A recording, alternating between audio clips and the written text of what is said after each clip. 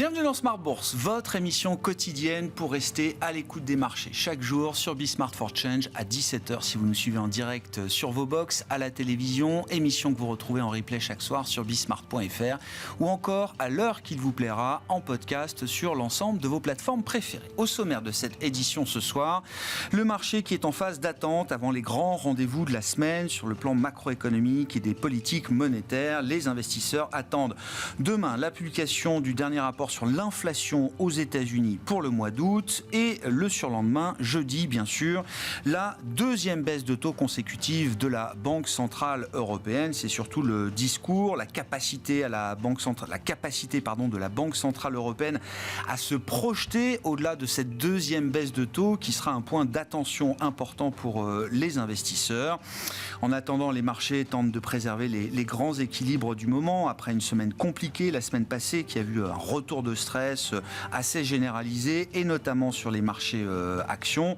Pour l'instant, les indices restent à peu près dans les niveaux qu'on connaît ces derniers jours avec un CAC 40 certes en baisse mais qui se tient autour des 7400 points actuellement. Vous aurez le détail de la séance en cours et des faits marquants de cette séance dans un instant avec Pauline Gratel et puis les investisseurs qui vibrent également au rythme de la politique et pas seulement française, de la politique américaine bien sûr, avec le débat attendu ce soir de 90 minutes entre Donald Trump et Kamala Harris. On verra si ce débat fait avancer les pronostics sur le résultat de l'élection américaine début novembre. Voilà pour les sujets du moment. Discussion à suivre avec nos invités de Planète Marché. Puis dans le dernier quart d'heure de Smart Bourse, nous nous intéresserons aux stratégies dites crossover dans le monde de l'equity, des stratégies qui nous amènent à la frontière entre le non-coté et le coté. C'est une des expertises de Revalia. Nous serons avec l'une des cofondatrices de Revalia, Alice Albizati, qui sera en plateau avec nous à partir de 17h45 pour reprendre la mesure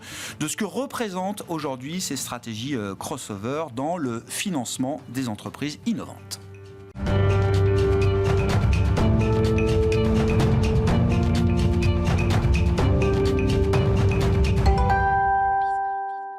Tendance, mon ami, chaque soir en ouverture de Smart Bourse, nous retrouvons Pauline Gratel qui nous apporte les infos clés du jour sur les marchés. Bonsoir Pauline. Bonsoir. Bon, d'un point de vue assez global, on note que les marchés d'actions, en Europe notamment, sont plutôt attentistes et même dans le rouge, on peut le dire, en cette fin de séance, avant le premier grand rendez-vous de la semaine demain et la publication de l'inflation américaine. Oui, et le CAC 40 évolue sans réelle tendance non plus aujourd'hui et est en baisse en fin de séance. Sur le marché obligataire, les taux restent stables avec un 10 ans américain autour de 3,70%, sous les 2,20% pour le 10 ans allemand. Le 10 ans français, lui, tourne toujours autour des 2,90%. À noter que le pétrole a toujours du mal à rebondir avec un baril de Brent sous les $70.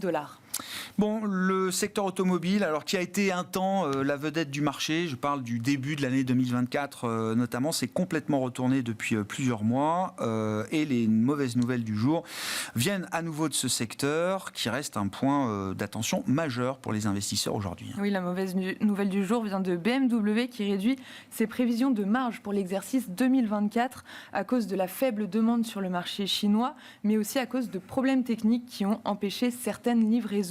L'ensemble du secteur automobile est plombé en Europe après ces annonces. L'indice européen lâche plus de 3%. En France, Renault et Stellantis n'y échappent pas non plus et reculent respectivement de 5 et 4%. Dans le secteur des logiciels, Oracle aux États-Unis a publié ses comptes trimestriels du premier trimestre de son exercice hier soir à Wall Street. Oui, après la clôture de Wall Street, les résultats ont été salués par le marché. Le titre ouvre en hausse de 15%. La société fait état d'un bénéfice net en hausse de plus de 20%. C'est supérieur aux attentes. Dans le sillage de ces résultats, Capgemini signe la plus forte hausse du CAC 40 jusqu'à plus de 7% au cours de la séance. Bon, et puis on peut dire depuis quelques années que les keynotes d'Apple n'étaient plus forcément les événements qu'elles avaient pu être dans un temps plus ancien encore, mais il y avait quand même beaucoup d'attentes sur la keynote d'hier soir d'Apple autour de l'IA, et pourtant, l'événement s'est révélé être un non-event boursier. Oui, pourtant c'était à la une hier, la keynote d'Apple n'aura donc pas vraiment fait bouger le cours de l'action, contrairement à la décision de la Commission européenne. Apple avait été condamné à rembourser 13 milliards d'euros d'impôts impayés en Irlande en 2016. La Cour de justice de l'Union européenne a définitivement validé cette décision. Apple ouvre en repli de 2% à Wall Street. Enfin, sur le marché français, la rumeur du jour concerne Score. Des publications spécialisées indiquent que Covéa aurait repris contact avec Score en vue d'un rapprochement après l'échec retentissant de 2018. Le titre Score est en hausse de 7% parmi les leaders du jour au sein du SBF 120. Bon, et puis sur le plan macro, donc les choses sérieuses commencent ou recommencent demain. Oui, les investisseurs attendent l'inflation américaine pour le mois d'août. Le mois dernier, elle était ressortie à 0,2% sur un mois. Le consensus table sur une augmentation similaire à celle de juillet. Enfin, ce soir aura lieu le premier face-à-face entre Donald Trump et Kamala Harris. Tendance, mon ami, chaque soir en ouverture de Smart Bourse. Les infos clés du jour sur les marchés avec Pauline Gratel.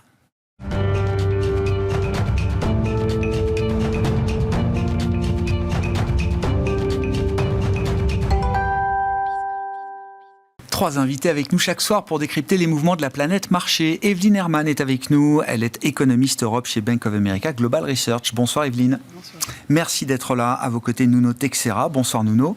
Bonsoir Grégoire. Vous êtes membre du comité d'investissement Cross Asset de Natixis CCM International. Et Hervé Guez nous accompagne également ce soir. Bonsoir Hervé. Bonsoir Grégoire. Ravi de vous retrouver. Vous êtes directeur de gestion de Mirova. Parlons de l'Europe, parlons de la situation économique en Europe et de la décision attendue cette semaine de la Banque Centrale Européenne. Alors j'ai mis jamais 203, Evelyne. Je prends un peu d'avance peut-être sur l'idée que la BCE va pouvoir continuer quand même sans doute de baisser ses taux après les deux premières, la deuxième arrivant donc ce jeudi. Où est-ce que vous placez les enjeux aujourd'hui en matière de politique monétaire pour la Banque Centrale Européenne en zone euro ? Quel est votre scénario central et quelles sont les conséquences qu'on peut attendre des décisions de la BCE sur la conjoncture européenne à ce stade ? Oui, alors vous avez raison, on partage jeudi, c'est probablement plus très une question. Oui. Donc pour nous, la suite pour la BCE, l'enjeu pour la BCE, c'est vraiment de normaliser, voire vraiment normaliser les taux à la même vitesse que l'inflation se normalise en zone euro, parce que ça se fait très rapidement en ce moment. Donc du coup, on s'attend effectivement à une autre baisse au mois de décembre, encore une en mars 2025, mais à partir de ce moment-là, pour nous, l'inflation est déjà de retour à 2%. Donc, ça sera effectivement le moment où la BCE va devoir constater, on est en retard. Là, il faut vraiment accélérer. Et donc, du coup, on attend après 3 baisses consécutives à chaque réunion jusqu'à ce qu'on soit de retour à un taux de dépôt de 2%. Donc au T3. Aujourd'hui, les risques que cette accélération du cycle de baisse se matérialise un peu plus tôt nous semblent plus prononcés. Donc octobre semble quand même très tôt pour la BCE, mais pourquoi pas changer à un rythme une fois par réunion à partir du mois de décembre. Aujourd'hui, on considère que c'est peut-être le risque le plus important par rapport à notre prévision. Au-delà de ça, est-ce que 2%, ça sera la fin pour les taux de dépôt en zone euro? On dira que non. Notre scénario de base est pour 1,5 en 2026. C'est vraiment sous l'hypothèse que déjà, en termes structurels, cette zone euro, elle ressemble beaucoup à la zone euro qu'on avait en 2019. C'est une question qui se pose pas trop pour nous. Pourquoi on devrait avoir des taux neutres supérieurs? Ou c'est une question qui se pose et on ne trouve pas trop la raison de pourquoi. La croissance potentielle de la zone euro ne s'est pas élevée ces dernières années. Non, et l'inflation sous-jacente ou les anticipations d'inflation, probablement non plus. Donc du coup, si on regarde les estimations de la BCE pour les taux neutres réels dans leur revue stratégique, ça s'arrête avant Covid. Mais c'était entre moins 1 et moins 2% en taux réel. La cible d'inflation de la BCE n'a pas changé. Elle reste à 2%. Si on la croit crédible, on est à des taux nominaux de, disons, 1%. Et les facteurs structurels, donc du coup, l'excédent extérieur qui est quand même très conséquent en zone euro, de retour à des niveaux de pré-crise énergie, la démographie, la trajectoire de productivité, comme vous l'avez dit, le CAPEX, rien n'a vraiment changé par rapport à ce moment-là. Donc du coup, pourquoi les taux neutres auraient changé? Donc on n'a pas forcément une estimation en niveau actualisé, mais en relatif par rapport à cette période-là, on ne voit pas pourquoi en zone euro on aurait augmenté. Donc, de conséquence, on voit vraiment une reprise très molle de l'économie réelle en zone euro, insuffisante pour combler l'écart de production négatif. Donc, du coup, un retour à un taux d'inflation en dessous de 2%, une BCE qui va devoir aller loin. Comment est-ce que la BCE va prendre conscience de ce que vous décrivez ? Parce qu'à écouter encore certains membres influents, je pense à Isabelle Schnabel notamment, membre du directoire allemande, on sent quand même beaucoup plus de prudence. C'est ça, ouais. C'est la parole d'une banquière centrale, et c'est sans doute aussi son job. Mais on sent que pour Isabelle Schnabel, le risque n'est pas totalement équilibré. Ou en tout cas, dans son discours, elle se focalise uniquement sur le risque d'une persistance de l'inflation dans les services, d'un coût du travail unitaire qui resterait trop élevé pour être compatible avec le retour à 2%. Enfin, tout son discours et son argumentaire est fondé sur ce risque-là aujourd'hui. Comment est-ce que les obstacles vont se lever ? Comment est-ce que vous voyez les résistances qui existent au sein de la BCE se lever au fur et à mesure ? Déjà, le risque à la hausse sur l'inflation diminue avec chaque donnée qu'on a de la part de la zone euro. Chaque chiffre d'inflation. C'est vrai qu'en glissement annuel, l'inflation en service reste élevée, mais quand on regarde les composantes individuelles, quand on ignore le tourisme, par exemple, pendant les saisons d'été, il y a quand même une désinflation assez prononcée. Quand on regarde les salaires, oui, en glissement annuel, la croissance reste élevée, mais quand on regarde les nouvelles négociations salariales, il y a quand même une désinflation assez prononcée, surtout quand on regarde la suite de ce qui va se passer en 2025.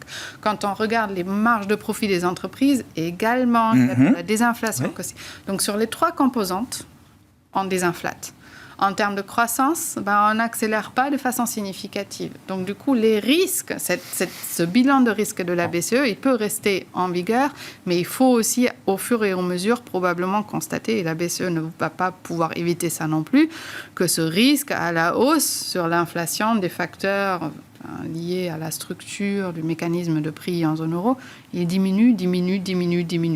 Et pour nous, au moment que l'inflation est vraiment de retour à la cible ou très proche de la cible, y compris dans le sous-jacent, parce qu'en headline, au total, on y est déjà presque, ça, c'est le moment le plus tard où il va falloir reconnaître que là, il faut normaliser au taux neutre au minimum. On a eu, par exemple, pour l'Allemagne, la 2e estimation d'inflation publiée aujourd'hui. Voilà, c'est le 2% parfait pour l'inflation globale sur un an dans un pays comme l'Allemagne aujourd'hui. Et dans d'autres pays, c'est parfois déjà inférieur à 2%.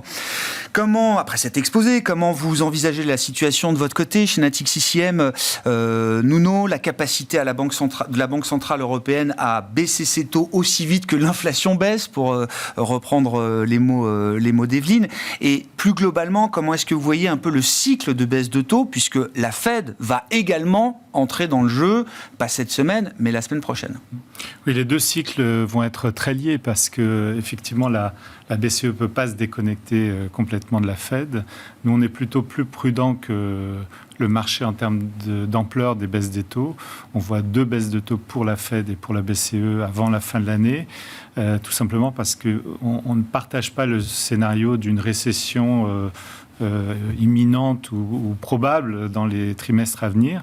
Il nous semble que d'abord le marché du travail aux États-Unis reste finalement assez résilient. Certes, correct, moins de recrutement, mais on n'est pas du tout encore dans vraiment les licenciements nets que certains imaginent.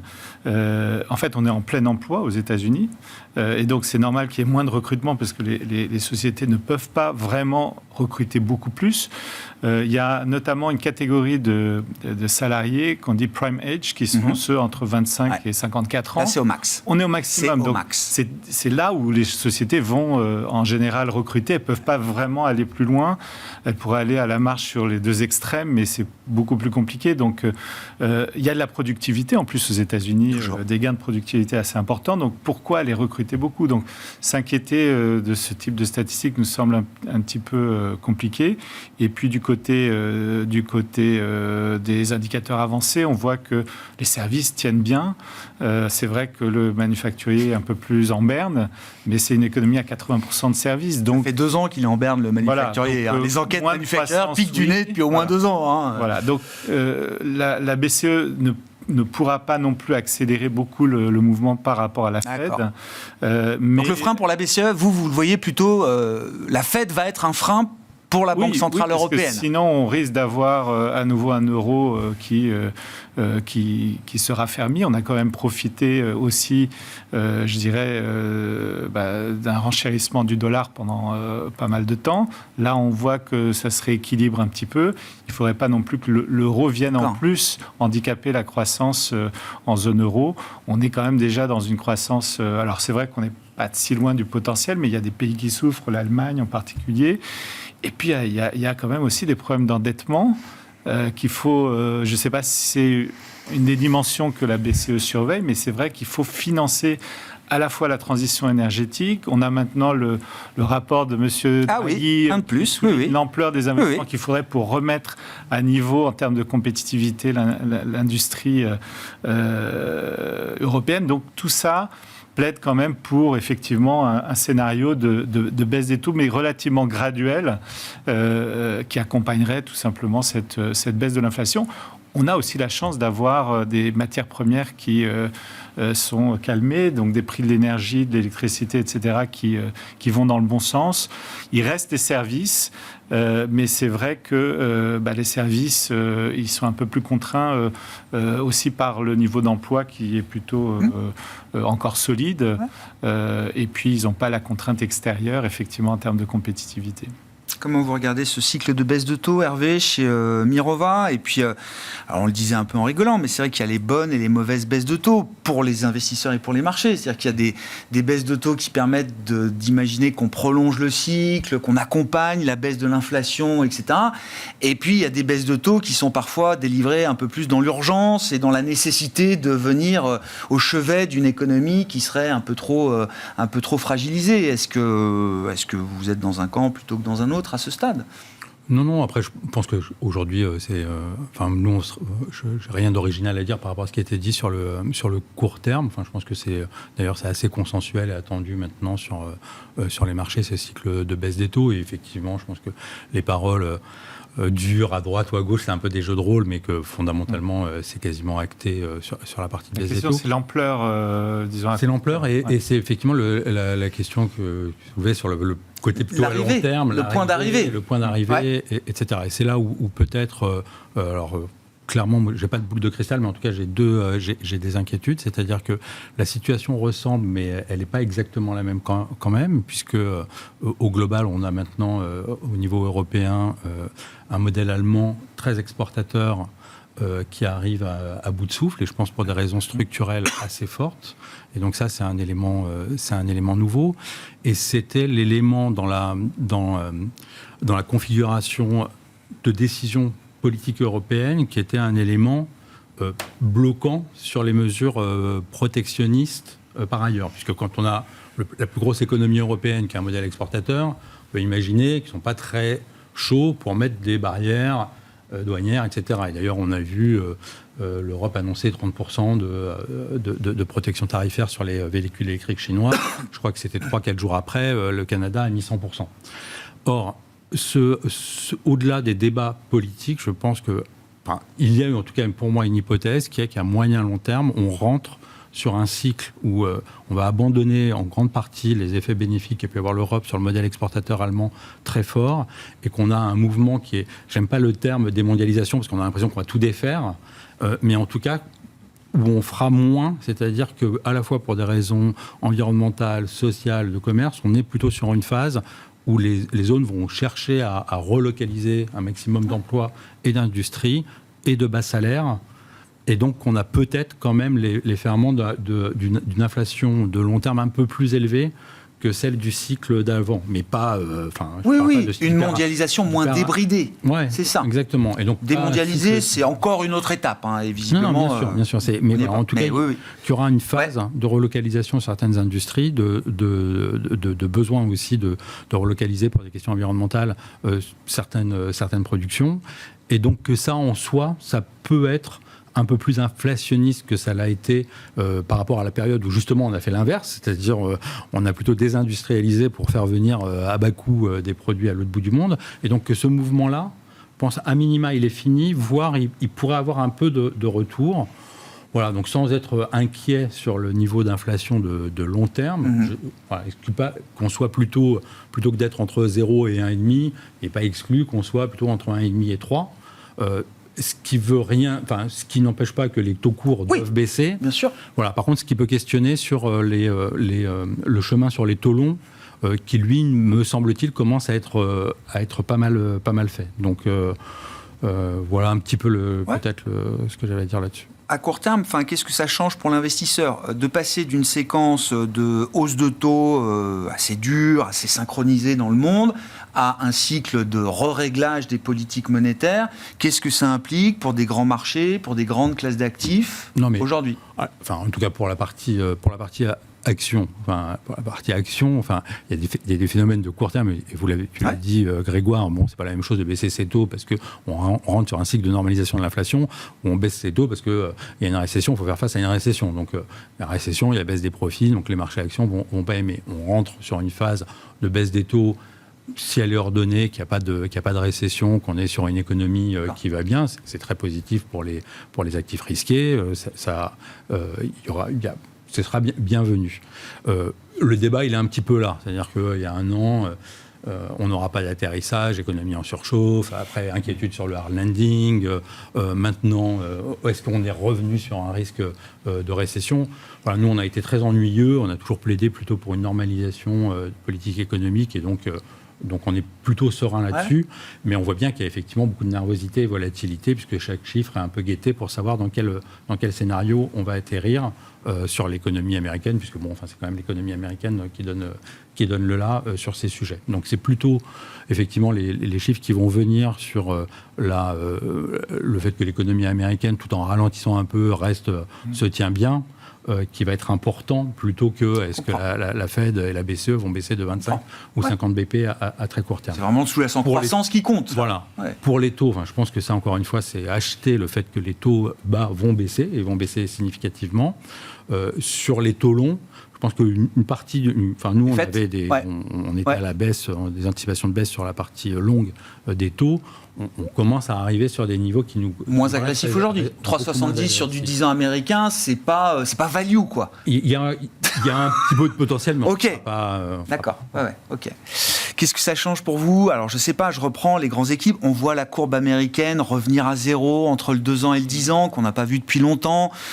Est-ce que ça crée des perturbations aussi sur les marchés? Il y a eu l'épisode carry trade yen de début août, et on a vu dans la foulée des grands indices type Nasdaq, type thématique IA qui ont beaucoup profité et qui ont pu souffrir aussi dans ces moments-là. On voit aussi la vol passer un peu des marchés obligataires vers les marchés actions. Ça aussi, c'est nouveau.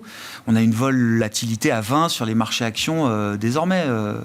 Qu'est-ce qui vous intéresse dans ces changements et la profondeur des changements peut-être dans le régime de marché aujourd'hui, Nuno?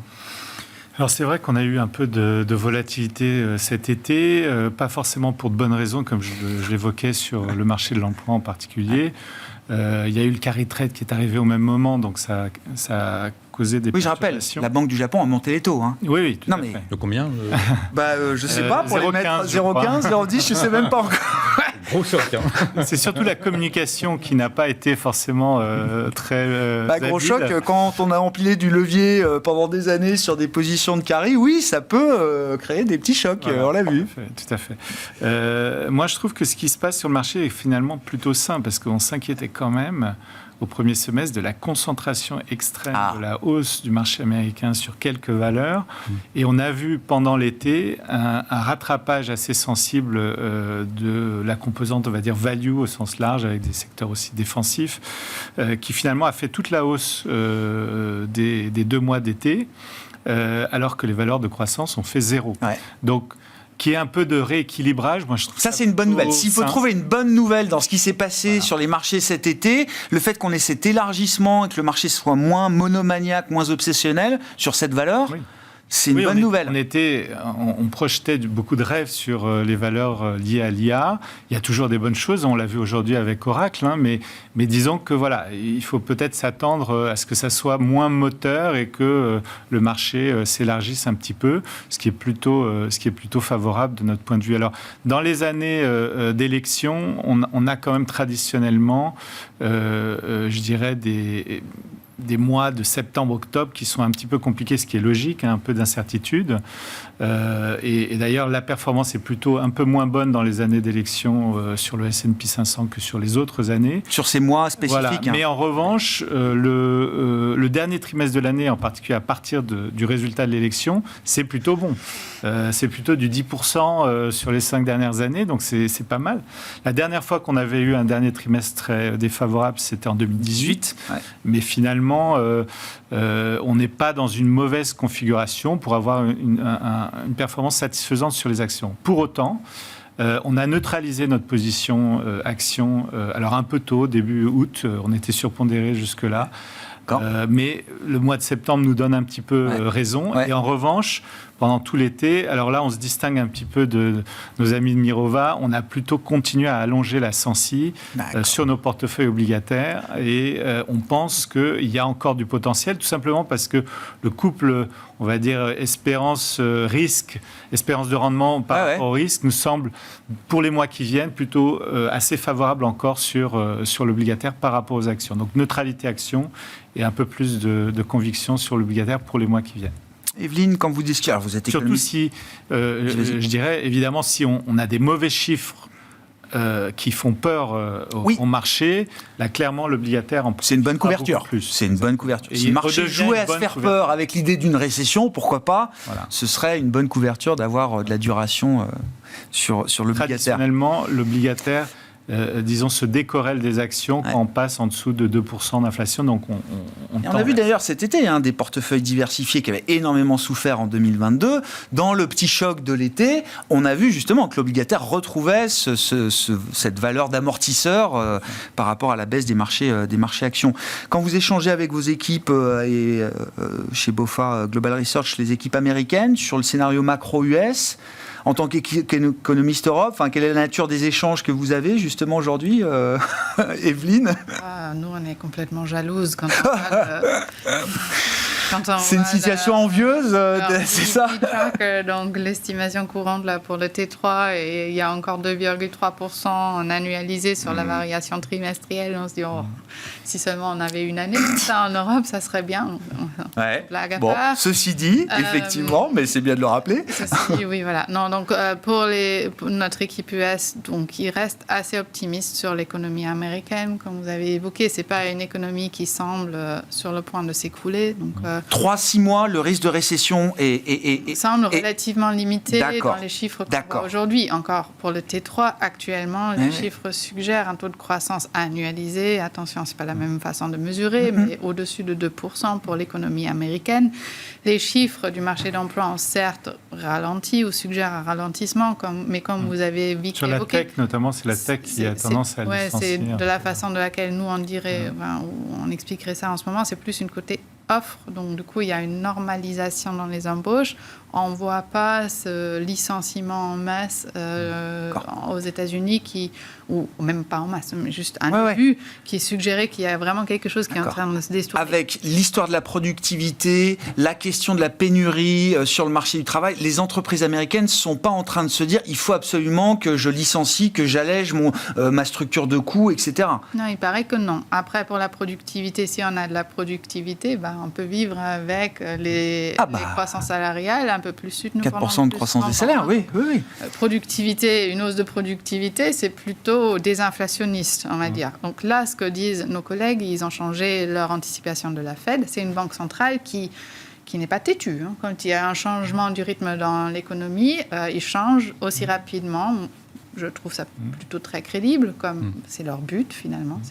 Et donc du coup, eux, ils ont changé leur prévision pour la Fed. Ils s'attendent maintenant à 5 baisses de taux consécutives de 25 points de base.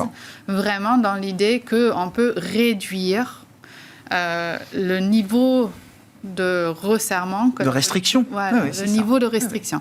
Donc, du coup, on atteindrait un taux de taux directeur aux États-Unis de 4% d'ici début printemps 2025, ce qui va réduire significativement. Or, quand vous regardez les estimations type règle Taylor, ça a tout à ses limites, mais ça suggère quand même que la Fed peut se permettre maintenant de baisser. C'est pas pour arriver à un point neutre, c'est pas pour arriver à un point stimulatoire, loin de ça, mais c'est juste une réduction, parce qu'on sait aux États-Unis, d'ailleurs on sait la même chose, mais les banques centrales opèrent de façon différente, on sait la même chose en zone euro, on n'a plus besoin de ce niveau de restriction qui semblait encore adéquat il y a un an.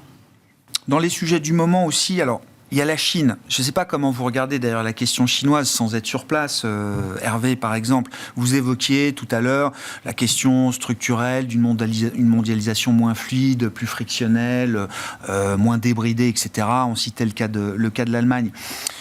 Quand je regarde un peu de loin les publications des entreprises qu'on a pu avoir à l'issue du deuxième trimestre, toutes les entreprises, quel que soit leur secteur, qui sont exposées dans leurs activités au marché chinois, que ce soit la consommation, l'industrie, l'auto, etc., elles reportent toutes quand même des mauvaises nouvelles sur cette partie chinoise aujourd'hui. Oui, alors après, pas avec la même ampleur. Hein. Alors, c'est ma question. Ce qui se passe sur l'automobile est très particulier et a des conséquences extrêmement fortes compte tenu aussi du poids. Mais qui se répercute sur nos marchés. Enfin, je veux dire, de l'Allemagne. Enfin, une part importante de ce qui se passe vient du malaise de l'industrie automobile. Et ça, c'est toujours le problème. C'est que les marchés, on veut tout faire tout de suite et on écrit les scénarios. Et le monde de l'industrie, la vraie vie, ça prend un peu plus de temps. Mais ce qui est en train de se passer sur l'automobile, sans vraiment être pédant, et on n'était pas le seul à le dire, quelque part, c'était un petit peu écrit. C'est-à-dire le fait qu'on passe du véhicule thermique au véhicule électrique était forcément une mauvaise nouvelle pour les gros acteurs automobiles qui ont construit une grosse partie de leur valeur ajoutée et de leur positionnement sur cette technologie du véhicule thermique. Et ça rebattait les cartes du champ concurrentiel de l'industrie automobile, que ce soit avec des Chinois ou des Américains. Donc il y a eu l'histoire Tesla, mais on voit aussi Lucid arriver. Enfin, il y a d'autres types de constructeurs sur le véhicule électrique, il y a eu les véhicules chinois. Et donc, ce qui s'était installé, c'est-à-dire une industrie allemande, que ce soit le positionnement premium des constructeurs que tout le monde connaît ou des positionnements plus généralistes, du Das Auto que d'autres connaissent, ça est fortement attaqué. Et évidemment, à partir du moment où les technologies changent, évoluent et des constructeurs se créent, ce marché qui était devenu un des premiers marchés de ces constructeurs, ils sont face à une situation extrêmement... Moi, c'est la vitesse à laquelle ça va, en fait, qui me frappe. C'est-à-dire qu'il y a encore 5-6 ans, même si on avait ces perspectives de transition... Je veux dire, les parts de marché des constructeurs occidentaux et donc allemands en Chine, c'était 2/3 du marché. Là, c'est déjà divisé par 2. Quoi. Oui. Mais le point d'arrivée était connu. Ce qui est compliqué, c'est de se dire, est-ce que ça va se faire vite, pas vite, quel est le moment? Et puis, effectivement, quand il y a un point de bascule et il y a une inflexion, ça peut venir assez vite. Donc, on est dans ce moment-là, et je pense que ça, c'est un moment un peu structurel, ce qui ne veut pas dire encore une fois que ces marques vont disparaître, etc. Mais en tout cas, ça va remettre en cause un avantage compétitif, un marché, une potentielle d'exportation de façon structurelle.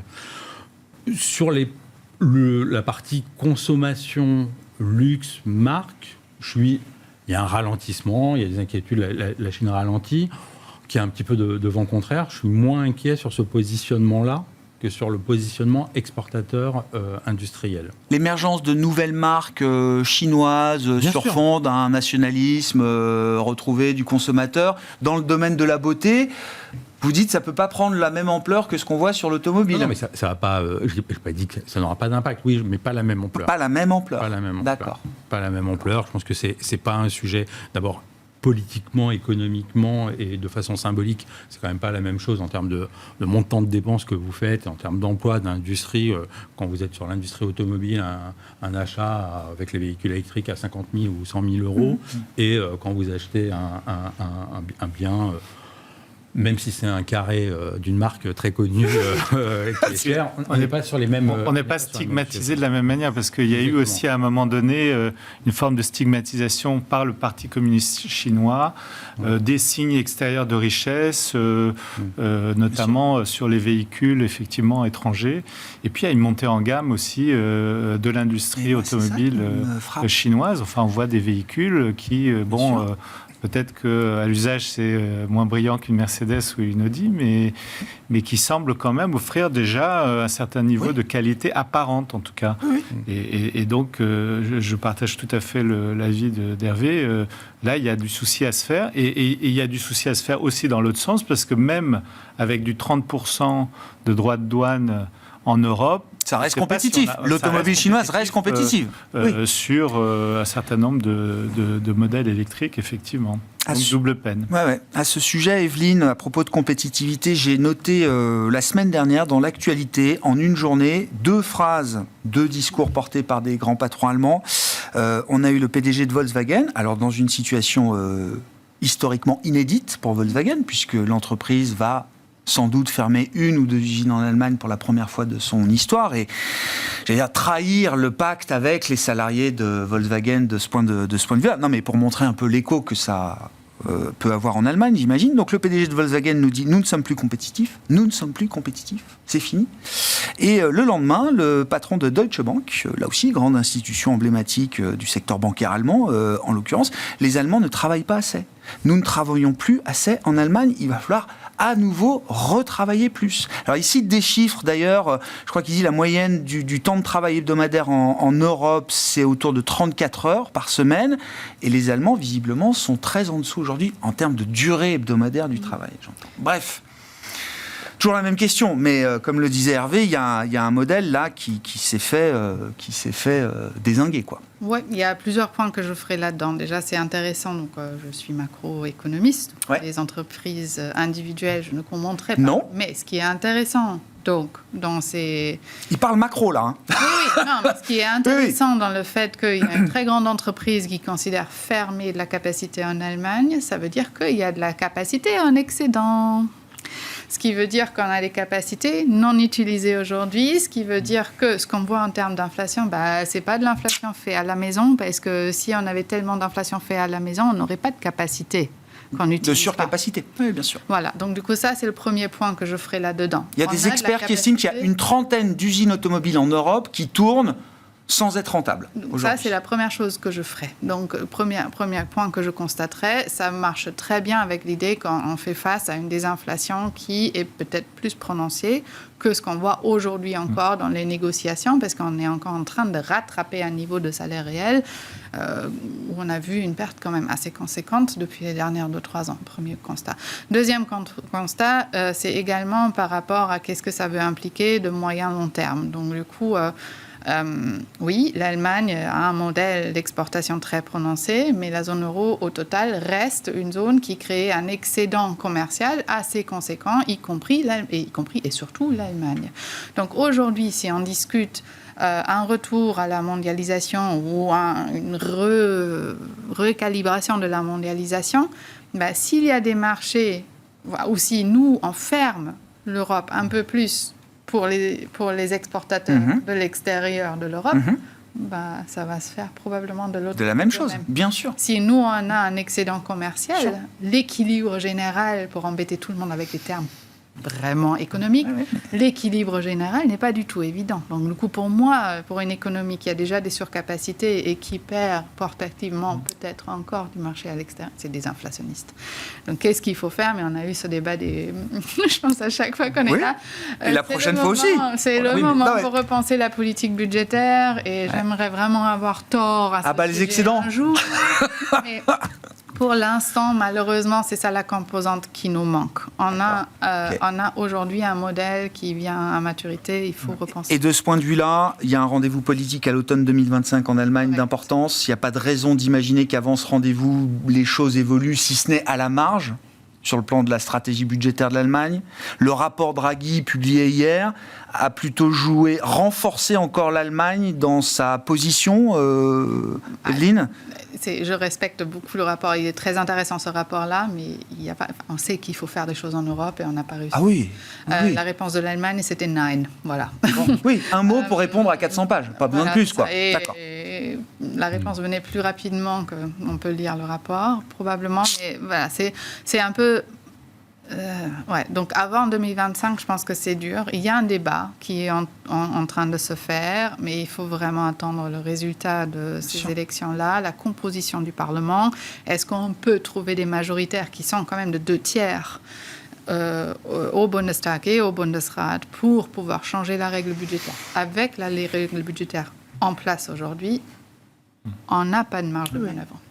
Le temps politique en Allemagne est parfois long, voilà, mais on apprend aussi en France à vivre avec un temps politique un peu différent. Ça vous inspire quoi, le rapport Draghi? Moi, je ne sais pas. Est-ce que pour un investisseur, ça se regarde? Est-ce qu'on se dit que c'est toujours la même histoire, l'Europe? Le rapport des 5 présidents, alors c'était pas tout à fait il y a 10 ans, c'était il y a 9 ans précisément, j'ai revu. Bon, ça a été déjà écrit à l'époque. Mais... Moi, je suis d'accord avec tout ce qui vient d'être dit en partie, enfin, en tout cas en partie avec la partie... La règle d'or budgétaire allemande est un non-sens dans le moment qu'on vit. Donc ça, s'ils pouvaient relâcher la question budgétaire en Allemagne. Mais le problème, finalement, de fond de l'Europe auquel on tourne, c'est ce fameux « nous ». C'est-à-dire, on parle d'un « nous » qui n'existe que institutionnellement, mais peu d'un point de vue économique, marché du travail, etc. Et donc... la vraie grosse difficulté, notamment pour la Banque centrale, c'est qu'on manie des pays qui ont des dynamiques, des structures différentes et des dynamiques différentes. Et on l'a vu sur beaucoup de sujets. On l'a vu sur les prix de l'électricité, la politique énergétique, on le voit sur les politiques tarifaires, etc. Et donc je pense qu'on est... Donc, de façon un peu provocatrice, on avait écrit un papier il n'y a pas très longtemps en disant, mais finalement, pas très longtemps, il y a quand même 1 an et demi, 2 ans, et on avait écrit, est-ce que l'Allemagne ne va pas être en train de redevenir l'homme malade de l'Europe? Avec exactement ce positionnement qui était de dire, ce modèle exportateur très fort, resserré budgétaire, est-ce qu'il ne va pas être attaqué structurellement? Mais je pense que s'il y a une bonne chose là-dedans, c'est que ça pourrait remettre tout le monde dans le même bateau. Parce qu'aujourd'hui, on a des intérêts, mais totalement divergents sur la façon de regarder qu'est-ce que devrait être une politique monétaire, budgétaire, industrielle, parce qu'on est encore une fois, dans une structure économique et des dynamiques budgétaires différentes. Et donc, je pense que c'est cette complexité-là auquel on tourne autour. Et donc, si on peut espérer quelque chose de l'Europe pour revenir sur le rapport Draghi, c'est oui, qu'elle cesse d'être le naïf de ce jeu qui se met en place de mondialisation entre les États-Unis et la Chine.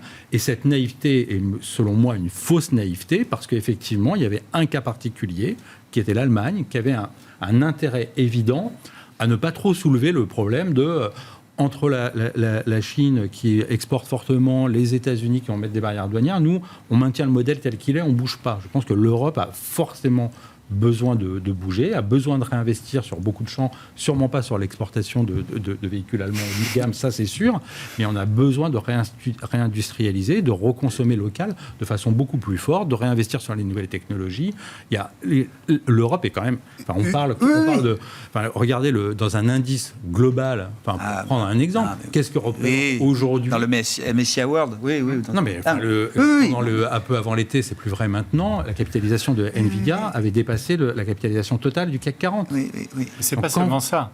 Quand vous êtes à ce niveau... C'est qu'on n'a pas été capable de créer, effectivement, des sociétés valant plus de 100 milliards, alors que les États-Unis, ex nihilo, on en a quelques-unes qui valent beaucoup, mais qui sont des sociétés déjà assez anciennes, finalement. Sujet des marchés de capitaux, sujet de...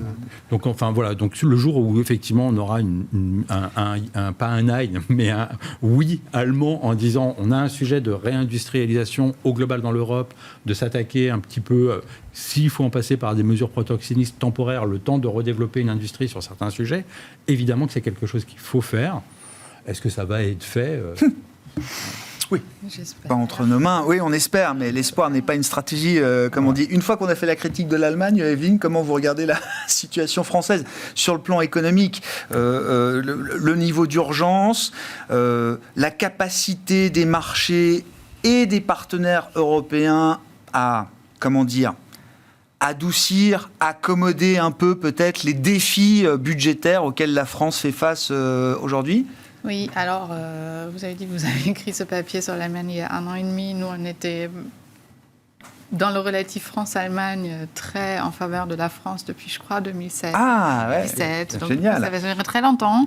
Cette année, Politique c'était de pas une très l'offre, bonne etc. année. La France... Cette année, c'était pas une très bonne année. Il y a beaucoup de points structurels qui ont l'air très bien en France, non? Enfin, par rapport à l'Allemagne. En tout cas, il y a le mix énergétique, il y a justement cette histoire que ce ne soit pas l'automobile qui est le secteur principal de l'économie, que ce ne soit pas la Chine qui est le marché principal, on va dire, pour simplifier, pour la croissance économique de l'économie totale. Il y avait la démographie qui a l'air mieux et de l'autre côté, il y avait cette faiblesse sur les finances publiques qui n'était pas super. Bon. Donc du coup, là, c'était un changement un peu cette année. Ça, on a commencé avec donc, du coup, les chiffres de 2023 sur le budget qui étaient révisés à la baisse. C'est devenu un slippage qui s'est traduit dans une trajectoire carrément changée en niveau et c'était pas la dernière dans cette direction cette année. Et il s'y ajoute que cette perspective de tout va bien en France par rapport à l'Allemagne était un peu sous l'hypothèse que 2027 est encore très loin. Donc là, on a un peu tout rapatrié, disons que l'arbitrage entre les fondamentaux économiques qui ont l'air plus sains et la fragilité des finances publiques D'accord. Elle est moins aussi évidente. Je comprends. Je comprends. Elle est plus aussi évidente Oui, qu'elle ne l'était encore en 2023. Oui, oui. Donc c'est de ce point de vue-là. À court terme, nos stratégistes sont plutôt optimistes. Donc du coup, si vraiment on arrive à avoir un budget 2025, très bien. Mais à moyen terme, quelque chose s'est dégradé quand même dans la perspective de moyen terme pour la France aujourd'hui. Bon. Petit mot de conclusion, Nuno, Hervé, oui, sur les marchés, quelle est l'attitude là, qui vous paraît pertinente dans la situation actuelle à adopter, Nuno? Je pense qu'il faut rester constructif. On a encore de la croissance au niveau mondial et dans les 3%, hein, on est quoi sur 3% de croissance mondiale développée, voilà. Il y a quand même effectivement, on en a parlé assez peu, mais l'hypothèque de la Chine qui a tendance à s'enfoncer quand même. Ah, oui. Alors je ne sais pas si on peut parler de déflation, mais presque. On craint un scénario un petit peu à la japonaise, mais c'est 20% de l'économie mondiale, c'est quand même important. Après, voilà, on rentre dans un cycle de normalisation des taux qui n'est pas défavorable à l'épargnant. Normalement, ça devrait aider et les poches obligataires et les poches actions, donc il faut rester plutôt constructif. Peut-être un peu plus défensif, parce qu'on croit effectivement à un peu ce rééquilibrage vers des secteurs comme l'assurance, par exemple, comme un certain nombre de secteurs qui ont été un peu délaissés. La santé, on reparle de la santé. En tout cas, pour l'Europe, oui, bien sûr. Voilà, pour l'Europe, je crois que c'est un peu ça qu'il faut essayer de jouer et garder quand même. On ne peut pas éviter la diversification internationale, parce que le marché qui garde les moteurs de performance les plus importants à moyen et long terme, ça reste quand même les États-Unis. Et l'innovation. Bon, oui, un mot rapide sur spécifiquement chez Mirova, là, qu'est-ce qui vous intéresse aujourd'hui sur les marchés, Hervé? Non, mais le conseil restera toujours le même pour les épargnants. Ne cherchez pas à timer le marché. On est dans une période, on voit bien, environnement politique compliqué, élections qui arrivent, un peu de nervosité, de volatilité, donc les marchés vont être un petit peu volatiles ce qui viennent là. Après, le marché financier, c'est des indices. Ça progresse à long terme en fonction des multiples de PE. Il y a des opportunités. En plus, effectivement, c'est un moment qui est intéressant, puisque les taux sont sur des niveaux de rendement qui sont pas trop mal. Dans les actions, on l'a dit, la hausse s'est faite sur beaucoup de secteurs très spécifiques. Il y a beaucoup de valeurs. Donc il y a un champ qui se rouvre quand même. Donc voilà, d'accord. Je dis, mettez pas tout sur le rouge, mais en tout cas, mettez pas tout sur le noir non plus. Il faut rester investi. Et puis quand les marchés deviennent fous et qu'il y a un moins 10%, être capable d'ajuster un petit peu dans ces situations-là, mais pas trop chercher à se dire c'est le moment de tout prendre ou d'être investi à 100% ou de désinvestir la totalité. Ça, c'est des stratégies qui marchent rarement.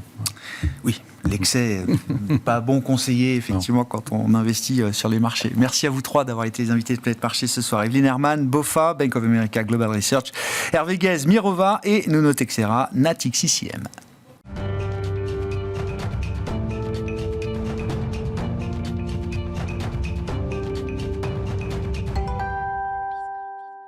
Le dernier quart d'heure de Smart Bourse, chaque soir, c'est le quart d'heure thématique. Le thème ce soir nous amène bien aux frontières du monde non coté et du monde coté, avec un focus spécifique sur ce qu'on appelle les stratégies crossover. On en parle avec Alice Albizati, associée cofondatrice de Revaya. Bonsoir Alice. Bonsoir. Merci beaucoup d'être là. Je dis effectivement ces stratégies crossover, pour simplifier, c'est ce qui nous amène à la frontière entre le monde du non coté, que vous connaissez très bien, et le monde du côté que vous connaissez aussi chez Revaya. De quoi on parle quand on parle de stratégie crossover? Que représentent ces stratégies aujourd'hui? À quoi ça sert? Vous avez beaucoup travaillé justement sur ce sujet. Dans l'analyse que vous faites des marchés, vous vous êtes penché spécifiquement sur ce monde du crossover, Alice. Qu'est-ce qu'il en ressort? Oui, alors tout d'abord, il faut définir l'investissement crossover. Donc l'investissement crossover, c'est la capacité à accompagner des sociétés du non-coté vers les marchés cotés. Donc, ces introductions en bourse et ce passage de typologies différentes d'investissement. Nous, on a essayé de le définir et de le quantifier.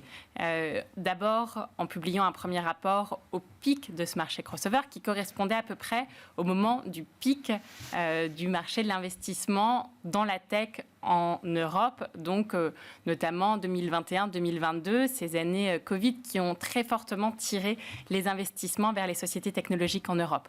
Et ce qu'on a constaté, c'est qu'il y avait une petite partie des investisseurs, qu'on appelle ces investisseurs crossover.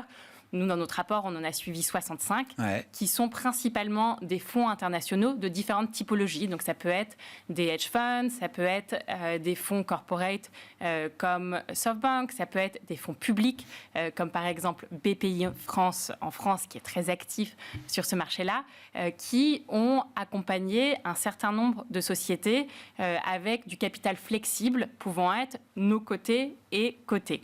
Et ces entreprises, elles jouent un rôle très important dans l'écosystème parce qu'elles peuvent investir des tickets de taille significative et elles ont permis de tirer la croissance de ce marché à un moment de taux bas et à un moment où il y avait un afflux de capital.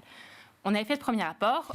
Forcément, le monde a énormément changé sur les 18 derniers mois. Et on a essayé de comprendre comment est-ce que cette typologie d'investisseurs avait traversé ces années-là. Exactement.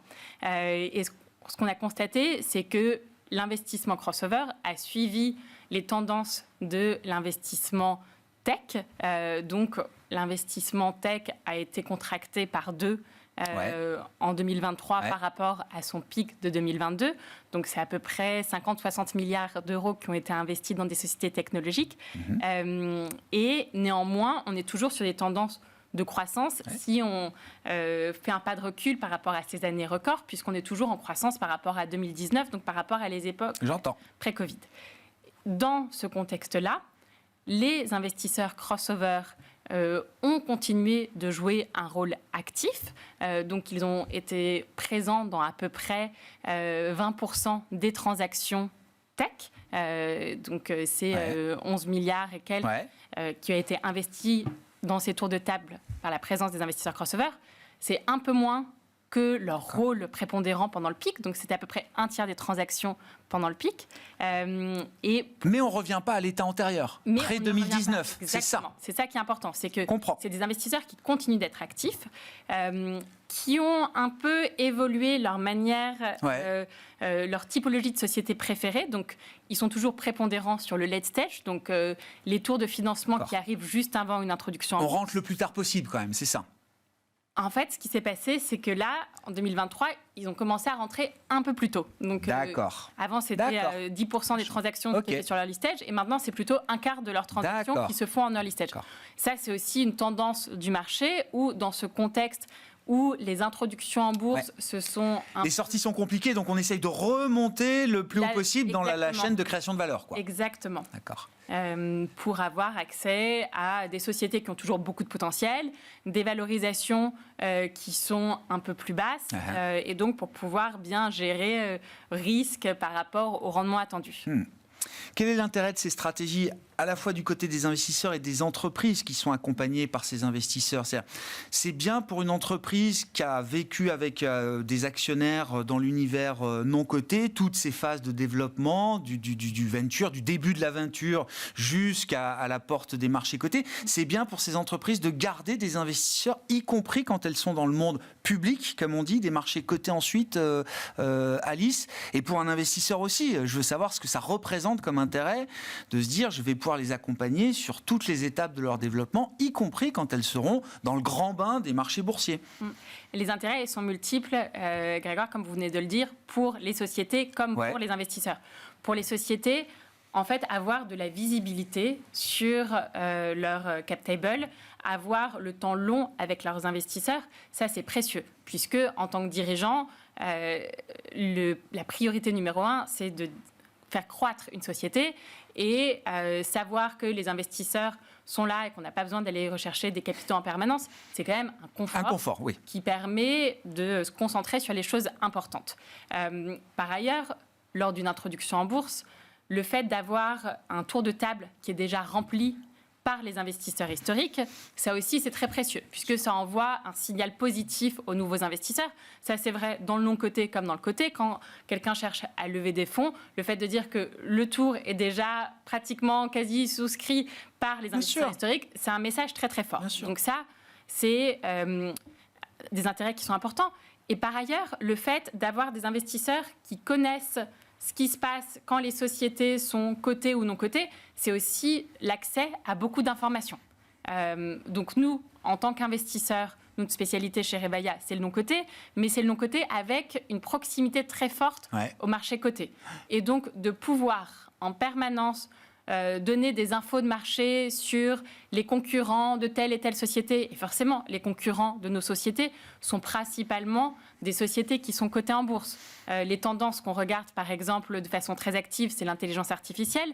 L'intelligence artificielle, on sait qu'une grande partie de ce segment de marché va être tirée en ce moment par les Magnificent Seven, qui sont des sociétés comme Nvidia, comme Apple, comme Alphabet, qui sont cotées en bourse. Et donc, être très proche de ces sociétés plus matures qui investissent énormément de capitaux, de pouvoir connaître leur stratégie d'acquisition, leur stratégie d'investissement, leur stratégie de développement et donner ces informations de marché aux sociétés non cotées, ça c'est précieux. C'est une expertise complémentaire, même indispensable, vous dites, au travail que vous faites avec des entreprises non cotées aujourd'hui. Exactement. En fait, forcément, les questions de développement, les questions de valorisation, on ne peut pas les séparer entre le non-coté et le coté. Il y a une continuité de la chaîne de financement et une continuité en termes de valorisation.